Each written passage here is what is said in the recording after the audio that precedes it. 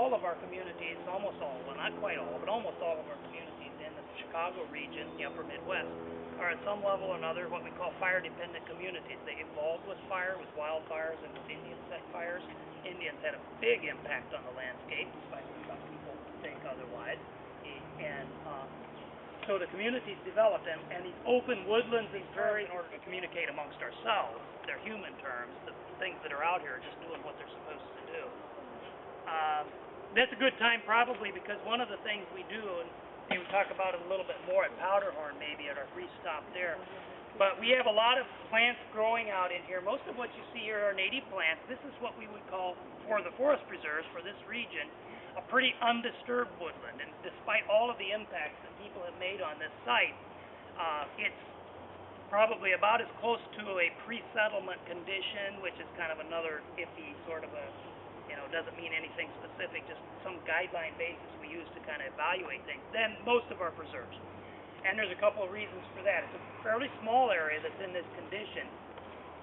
One of the reasons that it's in fairly good condition is there's a bike trail that's just a few hundred yards right through the woods here. It's very close to where we parked the bus we're angling off of. That bike trail's on an old railroad. Right, there was a ridge.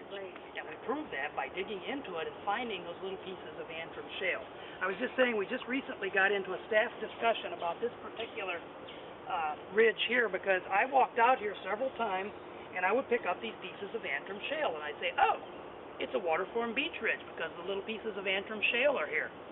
But somebody argued with me, Mark described, and we looked at the structure and said, wait a second, that doesn't make sense from the way this thing formed. And one of my colleagues who spent a lot of time out here said, no, it's all fine sand. So I came out here, I said, you got to prove this. So I came out here with a soil core that would go down about this deep and went up and down this ridge and took about 20 cores one day. And each and every core, when I got down below the disturbed surface here, remember this is the surface that's been highly disturbed, is nothing but fine-grained sand with some, occasionally you get down far enough, some silt particles in it. So it's a wind-blown dune sitting on top of a shallow water, slow water deposit. So this is within a very shallow lake, probably a very slow recession, and there was a time when these spits were forming on this. The other trick is it doesn't look like a classic sand dune. It doesn't have a nice dune shape. There is one at Sand Ridge, which is a classic dune shape. The steep side is only about this high compared to the south, but you can see that that's what it is. And the trick with the one at Sand Ridge is it's swinging in the wrong direction.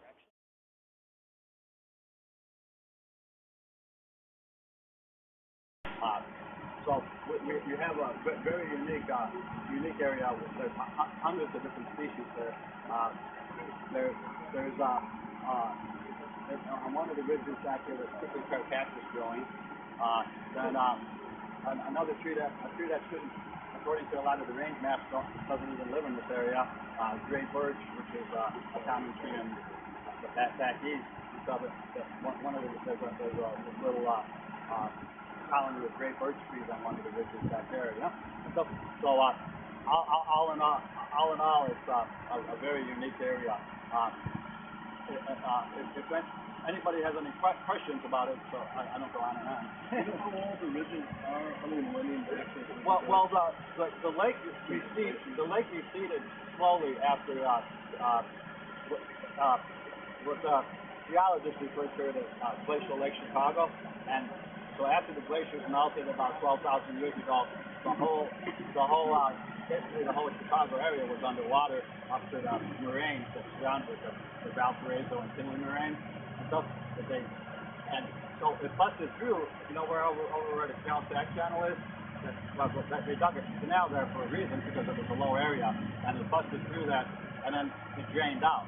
But if you go a couple miles farther south, and the next road that's down there, that's on an angle, is Michigan City Road, and that was the first stagecoach route around the lake.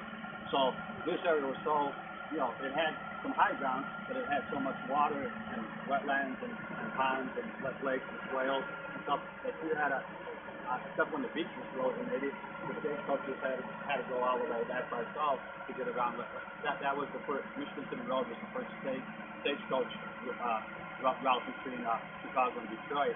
and it met up in Riverdale by Indiana Avenue. And it was very, Go ahead and head in and we can Sure. stop and have more questions. But I wanted to introduce Joanne. Joanne, do you want to introduce yourself? Hi, my name is Joanne Cottrell. I'm a retired teacher, and I teach in San Mateo here, right? We've been here too. So what to do in life? Well, this whole world of Calumet Wilderness has been open to us. I'm the chair, my husband is the secretary. We've created a website, so we have cards if you're interested. I'm not going to pass them out, but if you like them, just, let us know. If you check the website, you'll find out that there's something practically every weekend in this area. And sometimes there are 4 things in a weekend in this area. So, and that's through the winter also. John would lead you on a ski trip to Edwards Woods during the winter. So there's plenty to do here. But we welcome you, and we hope to be able to do more of these, and you're in very, very good hands. So Thank you. thank you for being here today. Thank you. All right. Check out the website. It'll be busy forever. Great. And you were here to take pictures for Yeah. the newsletter, or? Yeah, for the actually for the website. Oh, great. We have a newsletter, hard copy, that comes out only 3 times a year, and they're accessible in this area, and also from the Department of the Environment. But if you miss that, you check the website, you'll be up to date. Great. Okay, so thank you for being here. I really appreciate it. Thank you, Joanne. All right, let's I'm Rebecca Blazer with KIMBY, which stands for Calumet is My Backyard. It's a high school service learning project that has been running in the Calumet region for about 10 years. Right now we work with 11 high schools on the south side, and we have 9 sites that they have adopted and work at 3 or 4 times over the course of the year doing stewardship. And this year we're adding a monitoring component. So our high school students are doing ecological monitoring in the forest preserves and some of the other private, corporate natural areas that we work on. Today was the very first day of our new season of monitoring. Today we had the junior IB environmental science class from Washington High School out here at Eggers Woods, and they were a great class. They were really wonderful, really smart, really patient with working out all of the kinks of our new monitoring protocol. But basically, and they're going to have scientific evidence to prove that the stewardship work is benefiting and is helping this woodland become more diverse and more healthy. So we're really excited about this new monitoring piece. And I'm Rebecca Blazer, and I work for Friends of the Park. And if you were helping out in the Earth Day cleanup earlier this year, that was our big day. We had about 3,000 people out all over the forest preserves. So we do a lot of cleanups in city parks and in the forest preserves, which is just picking up trash. But we also are working on trying to heal the ecosystems.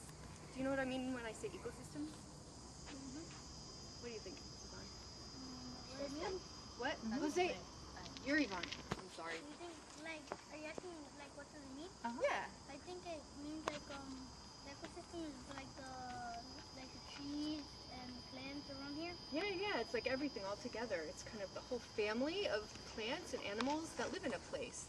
And there are sometimes that family can be in balance and healthy, and sometimes when it's not. In this case, we have a family of a woodland here. It's a woodland family, and we've got some big old oak trees. But guess what else we have in this neighborhood? These invasive species have come in from Europe. We actually brought them in, not knowing that they would take over. So there's a tree, a little shrub called buckthorn, which I'll introduce you to. And it's tougher than everything else around here because it doesn't have any competitor. The buckthorn, it kills other plants because it actually creates shade, and then the little oak trees can't grow.